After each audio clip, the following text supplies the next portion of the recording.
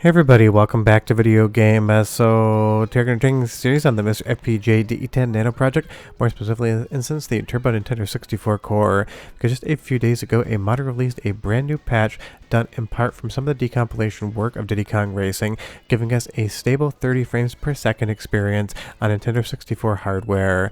And I did feature in the earlier parts of the testing of Nintendo 64 his 60 frame per second patch on the Turbo core. While that would run relatively faster, it was definitely unstable and would crash the game and just cause some issues. The developer himself said on the GitHub that the 60 frame per second patch meant that you couldn't actually complete the game. So they went in and basically reworked everything for the patch, leaving a lot of the modifications and other changes in, but giving us a rock solid stable 30 frame per second experience in theory. Now, I did test this on my original Nintendo 64 with a flash cartridge, and I would say there were still a few frame dips. So we're bringing in the heavy guns today, MiSTer FPGA's Nintendo 64 Turbo Core, which has a faster clock, and that's going to give us complete stable 30 frames per second the entirety of the Diddy Kong Racing experience. And honestly, that is incredible, because as fun as this game is on original hardware and on original cartridge, it definitely can chug in certain spots. Now, I did turn the frame counter on. It's in the top left hand corner, and I hate doing that because I find it visually distracting, but it seemed kind of necessary to talk about something like a 30 frame per second persistent patch. And if you watch that number the entirety of every single race in this video, it is not going to waver whatsoever. Once it hits 30, it stays there. I tried everything I could to get a single frame dip in this footage, and nothing showed up whatsoever outside of loading into the race, which it always dips in until basically all the code is executed. But this is absolutely amazing. Not only are modders giving us new experiences, in part based upon some of the decomp work, but with MiSTer FPGA and the Nintendo 64 Turbo Core, you're getting even better performance than you would get on real Nintendo 64 hardware, because we do have the ability to have it actually run faster. Now you'll see here, as soon as that frame counter gets to 30 frames per second again, through the entirety of this race, no matter what's going on, however many characters are on screen or weapons are being fired off, I never once saw that change from 30 to 29. Now, the original cartridge did target 30 frames per second, but a lot of times in the game, you can get it down to 20 frames per second, even 15. Here with this new patch and on the core, that just doesn't seem to be the case whatsoever. Every once in a while, it'll drop down to 29, but I think that might just be a counter issue, because I looked at the frame pacing in DaVinci Resolve when I was editing it and didn't see anything as far as any speed ramping is concerned. And this is just great, because again, going back into Diddy Kong Racing in a stock experience, if you don't have a lot of nostalgia for the game, it can definitely feel slightly too slow in spots. This basically improves one of the weakest parts of the experience in the Nintendo 64 hardware in general, and that's its ability not really to keep a capped or consistent frame rate moving.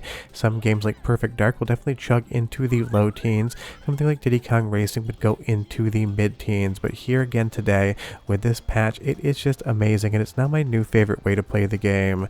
I absolutely love all the innovation going on in Nintendo 64, from the finished up MiSTer FPGA core to all of the decomps and recomps we have right now. It seems like Nintendo 64 is getting a renaissance era the same way that Sega Saturn is, with all the translations and new games and ROM hacks there as well. And I absolutely love the flying in the game, and this was one stage that I really felt like would chug the hardware when I was testing it off screen, just to kind of get a baseline going. I would get into the 14, 15, 16 frame per second range here, and again, if you just take a look at that frame counter, it is just amazing. Now, I will leave a link in the description below, both to this patch as well as to the 60 frame per second patch if you want to play around with that. I did give it another go just in the background when I was testing, and it ended up crashing once on MiSTer FPGA and once on my real Nintendo 64. So it seems like both the core as well as the hardware are doing the exact same thing, which is to say not being stable on the 60 frame per second patch. But go ahead and listen to some audio and know that this patch doesn't change the great music in any way, and I'll be right back.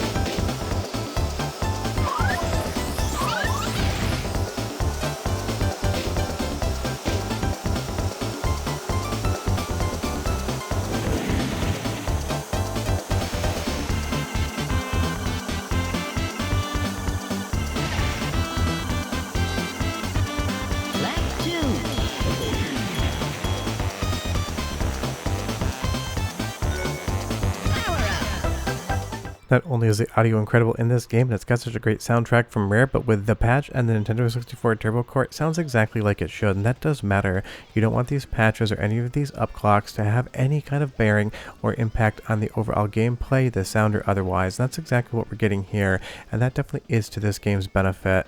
Now, it is unfortunate the 60 frame per second patch doesn't really run stably because obviously 60 is better than 30 when it comes to frames per second, but the thing that matters most in my opinion is frame consistency.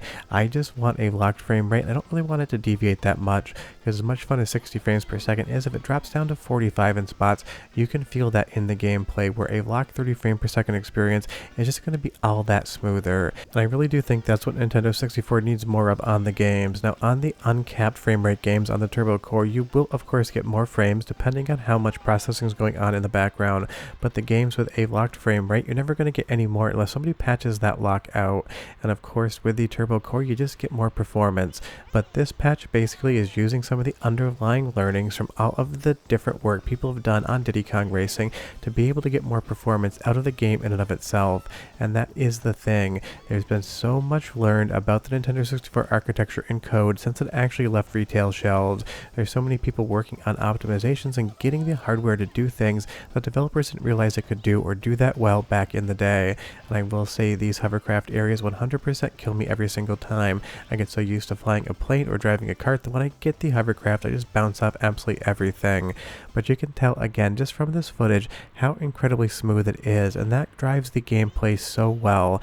It just feels better, it controls better, and the overall sensation of fun in my opinion is better, because again the original with the original frame rate is not a bad game, and back when this came out in 1997 it just got rave reviews, and I played the ever-loving hell out of this with friends one summer.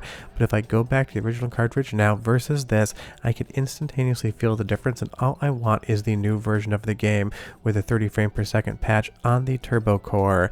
And if you don't have a MiSTer FPGA, this works in emulation as well as Nintendo 64 on a flash cartridge, but of course on MiSTer you're getting that Turbo Core, which is going to keep that 30 frames per second absolutely consistent. And again, I tried everything I could to get this thing to drop down into the mid or low 20s, firing up all sorts of different weapons, basically trying to get as many characters on screen as I could at once, and it just didn't seem to happen for me. And that is just a testament to how good this work truly is. Whether you're playing multiplayer games, whether you're playing single player games, it just seems to work. Leave me a comment down below and tell me, what's your favorite racing game on Nintendo 64? For me personally, it's probably going to be something like Rush 2. I just love that game and love collecting all of the different items within the world. But Diddy Kong Racing definitely is up there, and I would say, and I'm sure I'll hear some comments down below, this is the better game compared to Mario Kart 64, something that we've been recently talking about with that decomp project as well. And do realize that when these games get decompiled, it doesn't just mean you might see PC ports with 1080p and 120 frames per second, it means you also might see some patches or improvements on the actual game ROM in and of itself that you can run on MiSTer FPGA. Only time will tell, and I can't wait to see what happens next. But I'm going to do one more soundtrack sample because A, the music is that good, and B, I always get questions as to whether or not the Turbo Core changes the pitch or speed of the audio, and I'll be right back with more.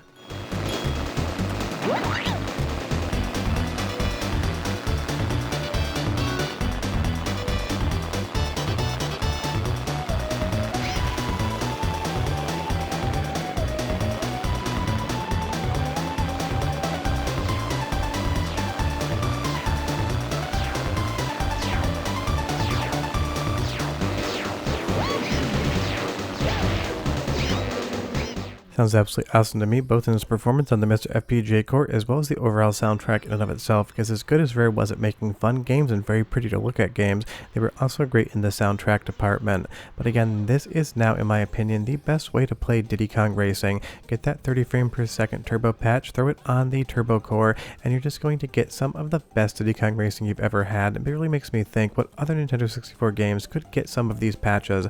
I'd love to see something for Castlevania Legacy of Darkness, because even in high resolution mode, that game can definitely chug as well, so I'm sure there's probably a lot of improvements in there. And I am surprised I haven't heard of anything about a decomp on that game, because it is one of those things. There's a fun game in Castlevania 64 and Legacy of Darkness, you just kind of have to work to find it, but if there were some creature comfort improvements, some better performance on the frame rate, I think you'd have a lot more people playing that game.